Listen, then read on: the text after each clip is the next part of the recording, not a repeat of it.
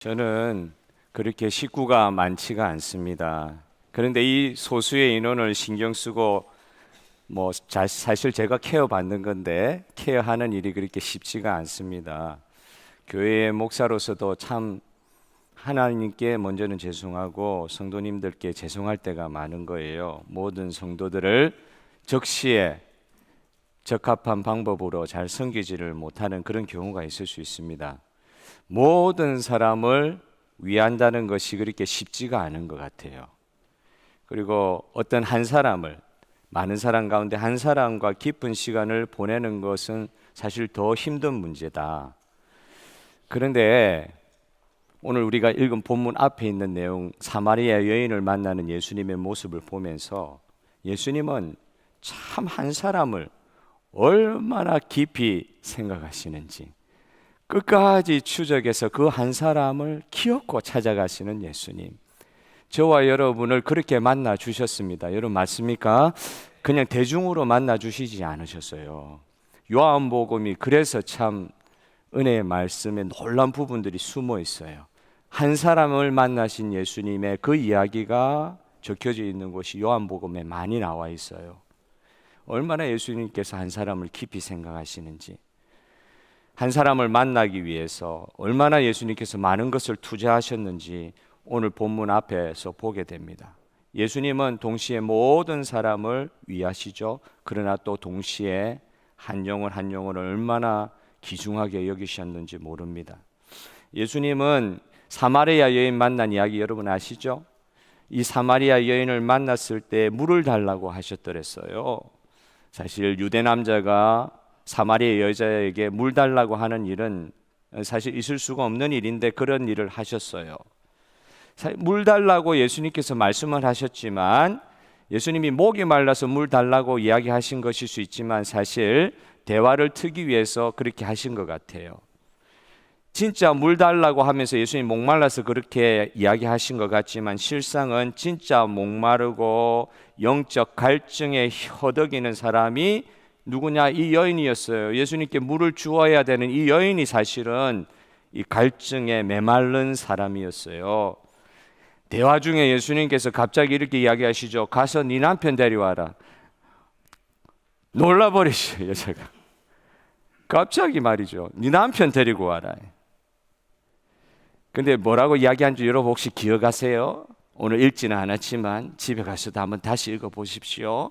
요한복음 4장에 귀한 내용이 있습니다. 여자가 뭐라고 이야기했는 줄 알아요? 네 남편 데려오라 예수님 이야기하시는데 저는 남편 없습니다 이렇게 이야기하시는 거예요. 아이고, 사실 남편이 없는 여자입니까? 지금 6번째 남자하고 사는 여자인데 5명 이미 남편이 있었던 여자잖아요. 남편 여러 명이 있었던 여자였습니다. 그런데 이렇게 대화하시고 이 여인을 만나주신 것은 그 여인을 구원하기 위함이셨던 것입니다. 예수님께서 이 여인, 한 많고 죄 많은 이 여인, 사연 많은 여인에게 찾아가셔서 구원이 그 여인에게 임할 수 있도록 그 여인을 붙잡아 주시는 내용이 있어요. 이 여인과의 만남 이후에 예수님은 이제 이 야곱의 우물가가 사마리아 수가성에서 좀 거리가 한 2km 정도 떨어져 있었다고 보는데 그 우물가에서 예수님 놔두고 왜 모든 제자들이 떡을 다 사러 갔는지도 모르겠어요. 예수님 혼자 남겨두고. 그리고 그 떡 사러 간 시간에 예수님이 그 여자와 만나서 이야기한 장면이거든요.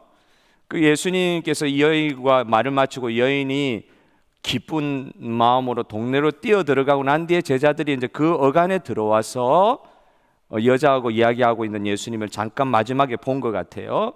그런데 아무도 예수님에게 이 여자에 관해서 무슨 이야기를 했는지 물어보는 사람도 없이 이렇게 제자들과 예수님의 대화가 다시 시작된 게 오늘 읽은 본문입니다. 이 본문을 통해서 예수님은 여인을 만나는 그 영혼 구원의 사건이 어떻게 연결되느냐? 예수님이 이 시대에 오심으로 전혀 새로운 차원의 시대가 열려 있음을 제자들에게 지금 말씀하는 장면으로 연결되고 있습니다. 이 시대는 어떤 시대냐? 예수님 오신 이후에 이 시대는 영혼의 추수가 일어나는 시대가 될 것이라고 말씀하고 있습니다. 오늘 이 짧은 시간에 우리 주 예수님께서 제자들 알아먹지 못하는 예수님 시장하시죠, 밥부터 드시죠, 이런 식으로 대화하고 있는 제자들에게 영혼의 추수에 관해서 말씀하셨던 그 예수님의 그 마음의 원뜻, 그 본 마음을 조금이라도 확인하고 우리 주 예수님께서 오늘 우리에게 주시고자 하는 은혜를 나누고 싶습니다. 첫 번째 생각할 것은 예수님이 온 시대는 새로운 시대라고 그랬어요. 예수님이 오시면서 새로운 시대가 열렸는데 이 새로운 시대의 특징을 한마디로 이야기하자고 하면 영적 추수의 시대라는 것입니다. 영적 추수의 시대. 예수님이 오신 시대를 또 뭐라고 이야기하냐면은 많은 말씀을 연구하는 분들이 한마디로 또 정리를 해요. 예수님이 오심으로 종말은 시작되었다. 오늘 저와 여러분이 사는 이 시대는 사실 종말이에요. 종말이다 하는데 실제로 종말이에요. 예수님이 오신 이후의 시대는 종말의 시대라고 말씀하고 있습니다. 예수님이 오심으로 종말이 시작된 것인데 사실 우리 인생이 언제 마칠지 모르는 것처럼 이 세상도 언제 마칠지 모르는 거예요. 한순간에 언제 마칠지 모르는 거예요. 그런데 이 종말의 특징에 관해서 오늘 본문은 아니지만 오늘 본문 앞에서부터 쭉 예수님께서 설명하시는 거 세 가지가 있어요. 종말에 어떤 일이 일어나느냐? 첫째는 이 구원을 얻는 생수의 그 문제가 확실히 도래할 것이다. 구원의 문제, 생수의 문제. 사마리아 여인은요, 물길로 오는 것이었어요. 그래서 예수님하고 대화하는 가운데 너는 생수를 경험하게 될 것이야 하는 예수님의 말씀을 듣고 그런 물이 있다고 하면은 길러도 계속 터져 나오는 물이 있다고 하면 나 이제 이 야곱의 우물가에 안 나와도 되겠네요. 그 물을 얻게 해주세요 하는 게 이 사마리아 여인의 말이었어요. 그런데 이런 말을 하는 사마리아 여인은 정작 자신의 문제는 잘 깨닫지 못하는 상황이었죠.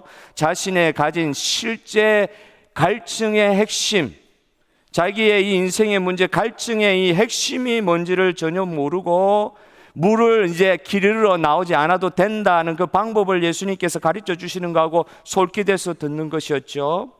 여인의 마음에는 당장 지금 목이 마르니까 밥을 하기 위해서는 물이 필요하니까 이 목마르고 이 밥할 때 필요한 물만 먹으면 내 인생의 문제가 다 해결될 것처럼 생각하고 예수님에게 말씀하시지만 자기 자신의 문제도 모르는 이 사마리아 여인에게 예수님은 다가가셔서 인생의 근본 문제를 해결해 주셨습니다.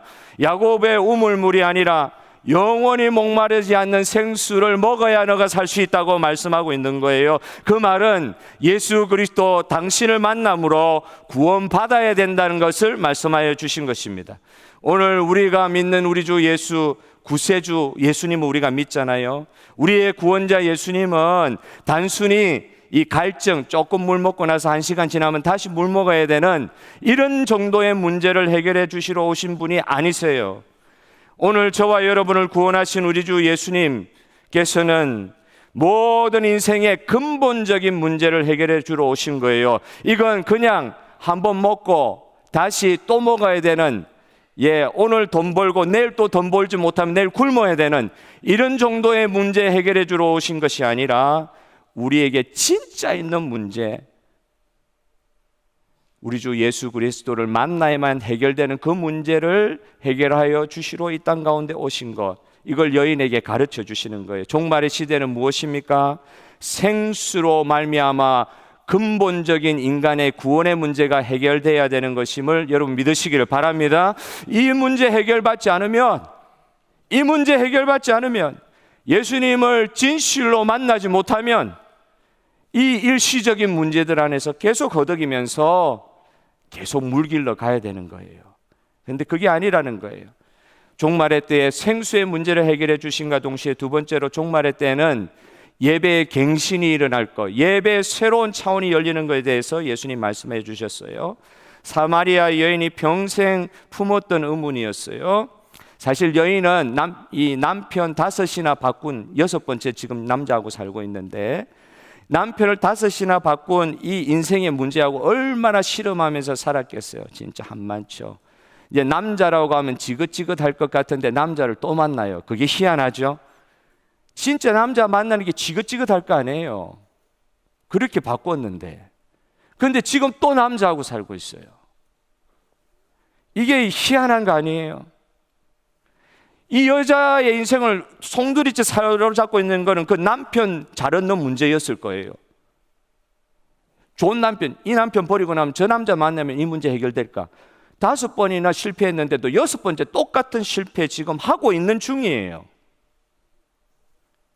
사실 이 여자에게는 남편이 굉장히 중요한 인생의 문제였을 거예요. 그런데 예수님하고 대화하는 가운데 남편에 대해서 물으시는 예수님에 대해서 이분이 보통 분이 아닌가를 깨닫고 나서 예수님에게 예수님이 대관절 엉뚱한 질문하듯이 이 여인은 예수님께 다시 질문하는 거예요. 우리가 예배를 어디서 드려야 됩니까? 우리 사마리아인들은 그린심산에 있는 성전에서 예배 드리는데 당신들 유대인들은 예루살렘 성전에 가서 꼭 예배 드려야 된다고 그럽니다.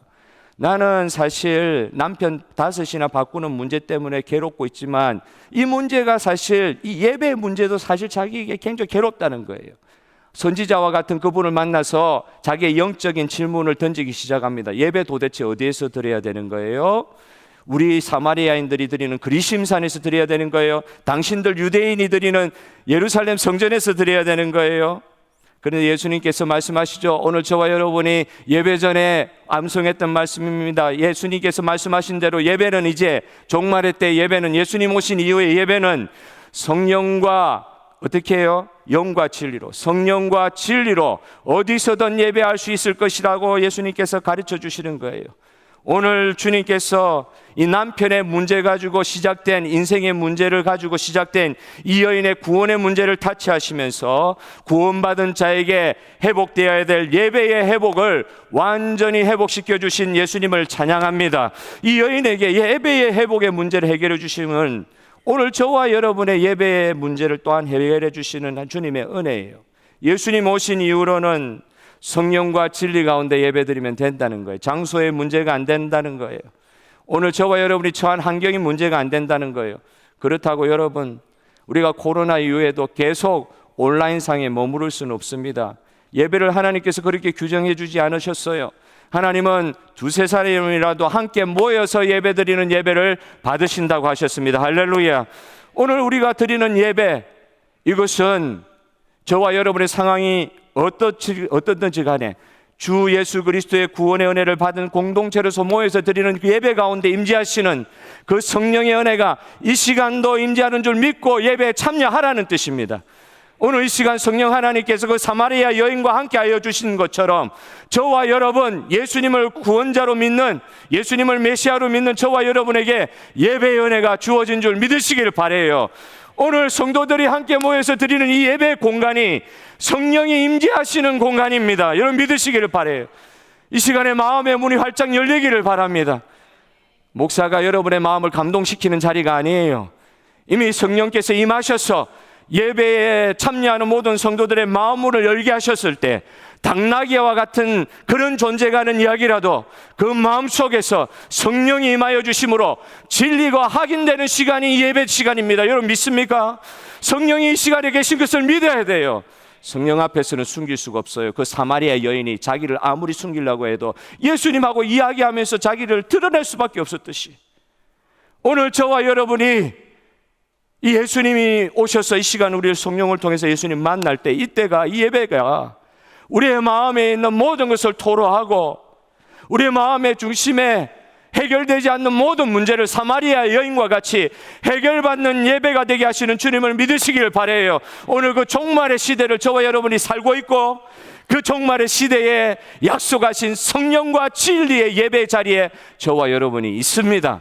그 은혜를 믿으시기를 바라요. 마지막으로 여러분이 종말의 시대에 주님이 주신 것은 아까 제일 처음에 말씀드렸듯이 영적인 추수가 일어나는 시간이다. 이 종말의 시대는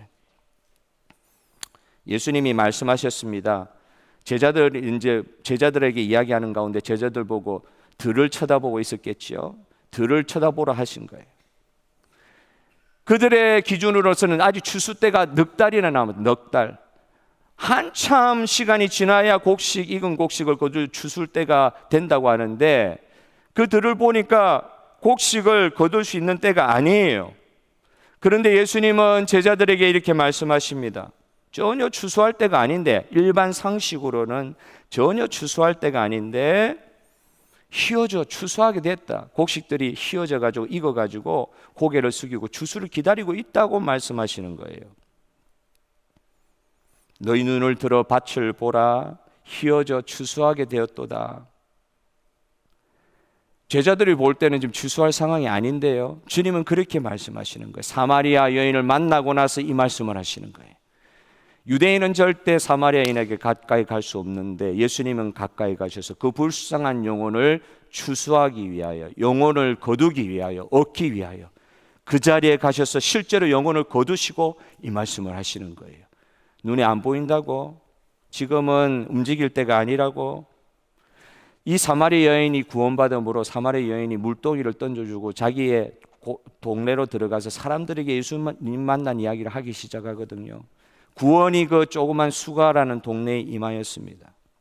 우리는 어떨 때 자꾸 미룹니다. 아직 때가 되지 않았다고 이야기합니다. 그러나 이미 추수의 때는 시작된 줄 믿으시기를 바랍니다. 여러분, 오늘 저와 여러분이 구원받은 것이 이 말씀의 성취의 증거예요. 제가 여러분이 이 예배의 자리에 있는 것이 이 말씀 성취의 증거예요. 여러분, 예수님께서 말씀하여 주셨듯이 저에게 복음이 왔으면 어떤 사람에게도 복음이 갈 수 있는 줄 믿으시기를 바랍니다. 내 같은 사람이 예수님을 믿었으면 그 어떤 사람도 예수님 믿을 수 있는 거예요. 내가 만난 예수님은 그 어떤 사람도 만나 주실 수 있는 거예요. 그러므로 오늘 저와 여러분 영혼을 얻는 주님의 이 부르심에 동참해야 되는 자리에 저와 여러분이 서 있어요. 그 다른 본문에는 이렇게 말씀하시죠. 해야 할 일들은 많은데 일꾼이 적다고 말씀하시잖아요. 사마리아 여인은 정말 아무것도 안 된 상태에서, 준비가 안 된 상태에서 예수님 만났는데 예수님 만남으로 변화를 받았어요. 자신은 사실은 물이 중요하기 때문에 물동이를 버려두면 안 돼요. 그런데 그 물동이 그걸 과감하게 버려두고 자신이 사는 마을로 돌아가서 내가 예수님을 만났다, 메시아를 만났다고 소리치기 시작한 거예요. 아무것도 모르던 여자가 예수님 만나고 나서 바로 자기 동네에 가서 영혼 추수하는 일을 시작하는 것을 보게 됩니다. 구원받은 자가 바로 추수에 동참하는 거예요. 이 여인과 우리의 입장이 다르지 않습니다. 이 여인과 우리의 삶이 다르지 않습니다. 우리는 예수님 때문에 구원받은 자로서 이 예수님의 영혼 추수의 현장에 동참하는 자로서 오늘 이 자리에 서 있는 것입니다. 구원받은 자가 일꾼이 되는 것을 여러분 믿으시기를 바라요. 이 마지막 때는 영혼 추수하는 그런 자리고 그런 시대가 왔어요. 그래서 오늘 참 마지막으로, 설교가 마지막으로 좀 짧게 마쳤으면 좋겠는데 길게 말씀드리고 싶지가 않더라고요. 영혼의 추수의 시대가 왔으면 성도들이 영혼을 얻는 추수에 동참해야 된다는 것을 말씀드리고 말씀 마치려고 합니다. 아직 멀었어요. 한 10분 더 해야 돼요. 두 번째 대지를 말씀드리고자 하는 것인데 너무 복잡하게 생각하지 맙시다. 예수님은 당신이 이 땅에 오신 목적에 대해서 제자들에게 34절부터 말씀하기 시작하세요. 내가 이 땅에 왜 온 줄 아느냐? 나를 보내신 성부 하나님의 뜻을 이 땅 가운데 이루고 성취하기 위해서 왔다. 그 말씀을 하시는 거예요. 그 말씀을 뒤에 있는 말씀하고 연결해요. 그러면 하나님 뜻이 뭐냐? 마지막 때 예수님 보내신 이후의 시대는 영적 추수의 시대인데 하나님의 뜻은 예수님을 통해서도 그렇고 예수님을 통해서 구원받은 성도들도 그렇고 하나님의 뜻은 영혼 추수에 참여하는 것이다. 영혼을 얻는 일이다. 하나님 뜻이 뭐냐?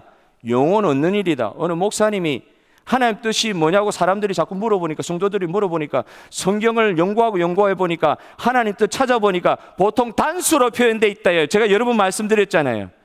하나님의 뜻이, 우리를 향한 하나님 뜻이 뭐냐? 찾아보니까 하나님 뜻이 보통 단수로 표현되어 있는데 이게 영혼 구원 얻는, 영혼 구원하는 일이라. 예수님이 하신 일이 곧 성도가 하는 일입니다. 여러분 믿습니까? 예수님이 하신 일이 저와 여러분이 또 할 일이 되는 거예요. 다르지 않아요. 하나님의 뜻을 이룬다고 했는데 그게 뭐냐? 영혼 구원하고 영혼을 얻는 일이다. 영혼을 얻는 일을 농사에 비유하신 것입니다. 농사할 때 씨를 크게 보면 씨를 뿌리는 거하고 추수하는 거 딱 두 가지로 나누어지거든요.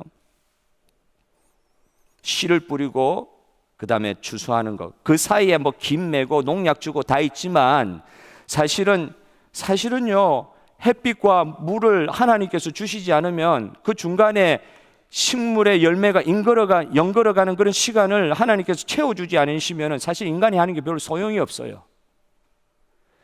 인간이 해야 될 일은 씨를 뿌리는 거하고 사실 거두는 일이고, 바울은 씨를 뿌리고 아볼로는 물을 줬지만 자라게 하시는 분은 하나님이신 줄 믿습니다. 예, 아무리 우리가 열심히 해도 자라게 하는 분의 열심히 일을 이루시는 거 아닙니까? 하나님께서 자라게 하지 아니하시면 우리의 노력이 아무 의미가 없는데, 그런데 하나님께서는 우리가 할 수 있는 것을 또 만들어 주셨어요. 씨는 뿌려라 말이에요. 그리고 열매를 거두는데도 너희들이 할 수 있는 일이 있다고 오늘 말씀하고 계시는 거예요. 예수님이 오신 시대에는 어떤 일들이 일어나느냐? 추수의 시대라고 말씀드렸죠. 그런데 씨 뿌리는 자도 있었다고 말씀하고 있어요. 그분들을 굳이 해석하자면 씨 뿌리는 자는 예수님 이전에 선지자와 같은 사람, 예수님 바로 직전에 씨 뿌리는 자 누구였죠? 회개하라 천국이 가까워졌느니라. 누가 하신 말씀이죠? 세례 요한. 예수님 바로 직전에 씨 뿌리는 자였어요. 씨 뿌리는 자로서 그는 사실 씨 뿌리면서 그 열매가 거두어지는 것을 육신으로 보지 못하고 천국 간 사람이에요. 추수하는 거 육신의 눈으로는 보지 못하고 죽었습니다. 히브리서 11장에서도 아브라함과 같은 사람, 약속한 바를 바라고 보기만 하고 천성에 갔다고 이야기하고 있어요.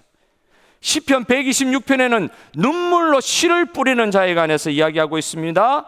그런데 시편 126편에 이렇게 이야기하고 있어요. 정말 세례 요한과 같은 사람이 눈물로 씨를 뿌렸다, 이 말이 이해가 되잖아요. 너무 고생하면서 씨를 뿌렸는데 열매를 못 봤다, 그러면 더 슬플 것 같은데 시편 126편은 그렇게 이야기하지 않아요. 눈물로 씨를 뿌리는 자는 기쁨으로 단을 거두리로다. 할렐루야. 그런데 세례 요한과 같은 사람은 씨만 뿌리고 하나님이 천국으로 거두고 가셨네요. 어떻게 된 거예요? 씨 뿌리고 그냥 죽는 것이 아니라 우리 주 예수님께서 오늘 말씀으로 분명히 확정해 주셨습니다. 추수 때에 씨 뿌리는 자도 분명히 기쁨을 누릴 것이다. 여러분, 하나님 안에서는 억울한 것이 없는 인생 되기를 주님의 이름으로 축복합니다. 억울한 게 없어요. 하나님 안에서는 이 세계가 있어요. 추수 때 여러분 기쁨이 있잖아요. 씨 뿌릴 때는 정말 삐질삐질 땀만 흘리고 너무 이게 자랄까 자라지 않을까 걱정하면서 씨를 뿌리는 거 아니에요. 근데 추수 때는 사실 곡식 익은 것을 전제로 했을 때는 너무너무 기쁜 날 아니에요. 오늘 이 추수 때라고 말씀하시면서 예수님께서는 분명히 말씀하십니다. 이 추수의 때에 씨 뿌리는 자와 열매를 거두는 자가 함께 즐거워한다. 따라하겠습니다. 함께 즐거워한다. 야, 이 단어가 굉장히 중요한 단어예요. 이 본문에서 함께 즐거워한다. 함께 즐거워한다. 이 본문을 보면서 저는 누가복음 15장 본문을 보게 되었습니다. 누가복음 15장에 무슨 비유 세 개 나오죠? 첫째, 잃은 양 비유. 99마리는 주인의 우리 안에 있는데 한 마리를 잃어버렸네요. 그 잃어버린 양을 찾아가는 목자의 이야기가 나오잖아요. 또 두 번째 비유, 한 드라크마 은하를 잃었네요. 10개 가지고 있었는데 하나 잃었지만 그 하나 찾으면서 너무너무 기뻤다는 이야기를 하고 있네요. 세 번째, 여러분이 잘 아시는 탕자의 비유. 아들 둘이 있었는데 아들 하나를 잃었어요. 근데 마지막에 아들이 돌아오게 되므로 아들을 얻게 되었다. 그래서 너무 기뻤다는 세 가지 비유. 그 세 가지 비유의 특징이 뭔지 아세요? 참 그래요. 잘 보시면요, 누가복음 15장에 세 가지 비유 말씀하시는데 다 이런 거 찾고 나서 뭐 하는 장면이 나오냐? 잔치하는 장면이 나옵니다. 할렐루야. 잔치하신다는 거예요. 잃어버린 것 찾고 나서 잔치한다는 거예요. 씨 뿌리는 자와 거두는 자가 모두 함께 잔치에 참여할 것이다. 그런데 첫째 아들, 탕자의 비유에서 보면 첫째 아들이 삐죽삐죽하면서 잔치에 참여 안 하려고 그러죠. 먼저 구원받았는데 내 것이 다 네 것인데도 이거 이해가 부족한 거예요. 그런 시험에 들면 안 돼요. 잔치는 씨 뿌리는 자와 거두는 자가 그 아버지가 베푸는 잔치에서 다 얻을 것이 있습니다. 할렐루야. 이런 기쁨이 저와 여러분에게 있어요. 잔치로 이야기를 하셨어요. 함께 기뻐한다, 즐거워한다. 거기에 세 가지 비유에도 나오는 이 단어가 오늘 본문에도 똑같이 나와요. 카라, 기쁨이란 단어가 나와요. 그 기쁨은 그냥 내가 부족한 걸 만족하게 됐을 때 얻는 기쁨이 아니라 소위 말해서 흥분하는 기쁨. 잔치에 참여해가지고 덩실덩실 춤을 추는 기쁨이에요. 오늘 예배가 그런 자리가 되었으면 정말 좋겠습니다. 여러분, 오늘 예수 그리스도의 추수의 현장, 예배의 현장, 잔치의 현장이 되기를 원합니다. 이 예배의 이 현장은요, 그냥 단순히 조금 기뻐한다는 게 아니라 덩실덩실 춤을 추는 잔치예요. 모두가 함께 즐거워하는 자리예요. 모두가 동참하여 함께하는 자리라 그랬어요. 그러면서 이 말씀을 이해시키기 위해서 여러분 이 말씀을 하시는 거예요. 나의 양식은 하면서 말씀하신 예수님이 이 말이거든요. 나의 양식은 하나님의 뜻을 이 땅 가운데 이루는 것이다. 영적 추수하는 일이라고 하셨는데 예수님의 편에서는 나의 양식, 내가 진짜 즐기는 것, 내가 만족하는 것, 이 양식이라고 표현하고 오늘 예수님께서는 36절에 뭐라고 이야기하시냐면 거두는 자는 이미 싹을 받았다고 말씀하시는 거예요. 거두는 자가요, 오늘 저와 여러분이 추수 때에 참여하여 거두는 자의 입장이 있는데 거두는 자가 이미 싹을 받았다 이야기하시는 거예요. 이 말이 바로 잔치의 의미입니다. 여러분, 저는 오늘 사람을 동기부여하는 방법 중에 가장 확실한 동기부여 방법은 죄책감의 동기부여 방식이에요. 선교사님도 저렇게 나와가지고 피땀 흘리면서 서울대 나온 선교사님도 저렇게 오지에 가가지고 선교하고 있는데 우리는 뭐하고 있냐? 뭐 전혀 귀에 안 들어오실 수도 있지만 어느 누군가는 모든 거 다 희생하고 지금 저렇게 살고 있는데 저와 여러분 이렇게 살아가 되겠습니까? 이렇게 동기부여할 수도 있어요. 그런데 그건 일시적인 거예요. 여러분, 오늘 우리 주 예수 그리스도의 영적 추수에 참여하는 동기부여에서 가장 확실한 동기부여는 우리 주 예수님의 말씀이에요. 너희가 이미 싹을 받았다는 말씀이에요. 이미 잔치에 참여하고 있다는 말씀이에요. 여러분, 언제 성도가 가장 기쁜 줄 여러분 느껴보셨습니까? 우리의 삶이 언제 가장 기쁩니까? 사도 바울이 빌립보서 4장 1절에 그렇게 고백했네요. 빌립보 교회 성도들을 바라보면서 나의 기쁨이여 나의 면류관인 너희들이라 이렇게 말하잖아요. 여러분, 오늘 저와 여러분이 영적 추수에 참여하면서 한 영혼을 얻는 기쁨을 누리는 이것이 주께서 우리에게 주신 싹입니다. 여러분 믿으십니까? 우리에게 이미 싹을 허락해 주셨다는 거예요. 이미 기쁨을 허락하여 주셨다는 거예요. 그 기쁨을 회복하는 방법은요, 주께서 너무나도 명확하게 말씀하여 주셨어요. 이 영적 추수의 현장에 나아가서 나와 함께 추수하는 자리에서 일꾼으로 쓰임 받아라는 것이에요. 일꾼에게 주신 싹을 여러분 믿으시기를 바랍니다. 왜 우리에게 기쁨이 없습니까? 하나님 나에게 기쁨을 달라고, 기쁨의 동기부여를 달라고 자꾸 우리가 그렇게 이야기할 수 있는데 여러분, 이미 기쁨의 싹은 잔치는 벌어져 있고 이미 우리는 받았어요. 그 기쁨을 누릴 수 있는 가장 확실한 방법은 주님의 영적 추수에 동참하는 방법인 줄 여러분 믿으시기를 바랍니다. 성도인데 왜 이렇게 기쁨이 없느냐? 신앙생활 하는데 왜 이렇게 시험이 많느냐? 왜 이렇게 어려우냐? 여러분, 이미 여러분에게 기쁨의 싹이 주어진 줄 믿으시기를 바라요. 오늘 아침에 설교에도 설교하려고 할 때 부담이 될 수 있잖아요. 그런데 생각이 바꾸어지는 거예요. 왜? 하나님 영적 추수에 이미 싹을 받은 그 자리에 내가 이미 참여하고 있는데 왜 그게 부담이 되냐? 저와 여러분은 오늘 기쁨이 주어진 줄 믿으시기를 바랍니다.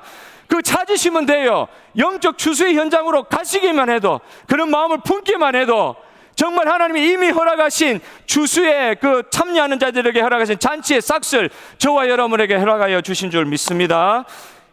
진짜 기쁘시기를 원하십니까? 기쁨이 회복되기를 원하십니까? 여러분에게 이미 주어진 싹을 받아 누리시는 영적 추수의 현장에 자기 자신을 놓아주시길 바라요. 다음 주일날 여러분 대단하게 우리는 이야기하지 않습니다.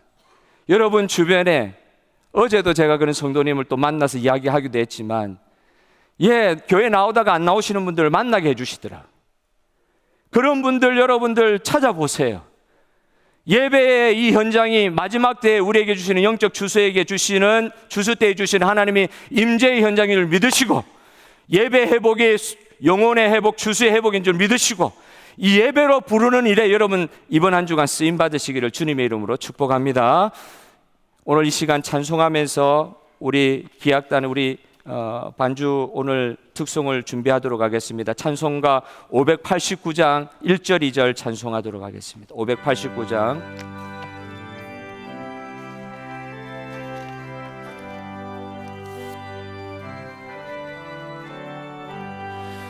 넓은 들의 익은 곡식 황금 물결 뒤지며 어디든지 태양빛 향기 진동한 무르익은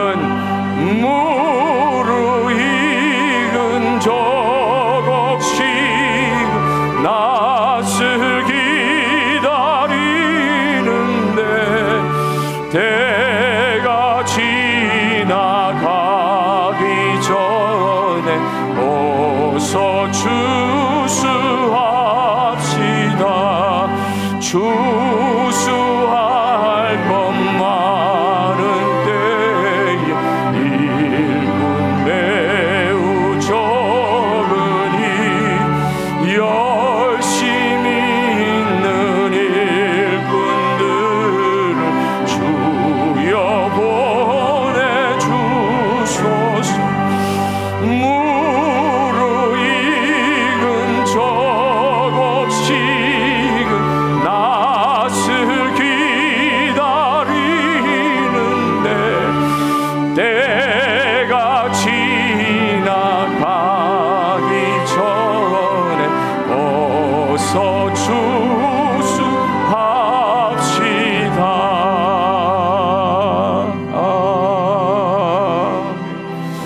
우리 기악팀의 특송 들으실 때에 우리 헌신하는 시간을 가지도록 하겠습니다.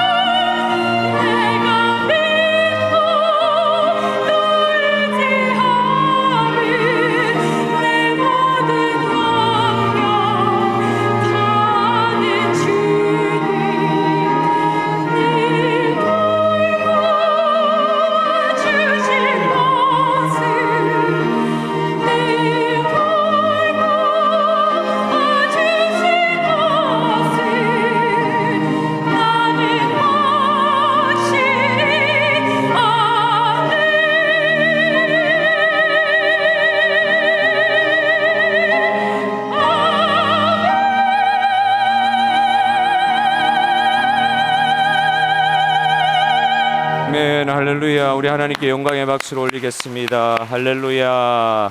우리 불렀던 찬송가 3절 4절 넓은들의 읽은 곡시 3절 4절 부르며 우리 예배를 마무리하도록 하겠습니다. 먼 동 틀 때 일어나서.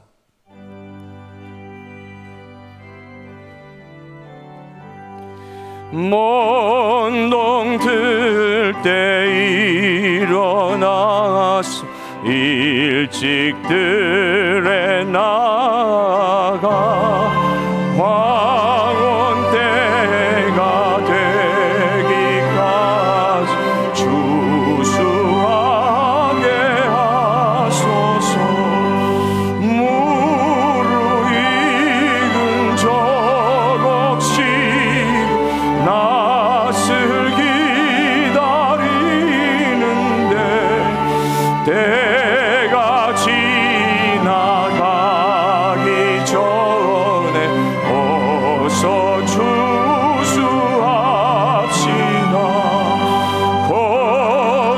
거둬들인 모든 알고 전국 찬고 드리루 주가 베풀 잔치 자리 우리 참여하겠네. 무르익은 저곡식은 낯을 기다리는데 때가 지나가기 전에 어서 추수합시다.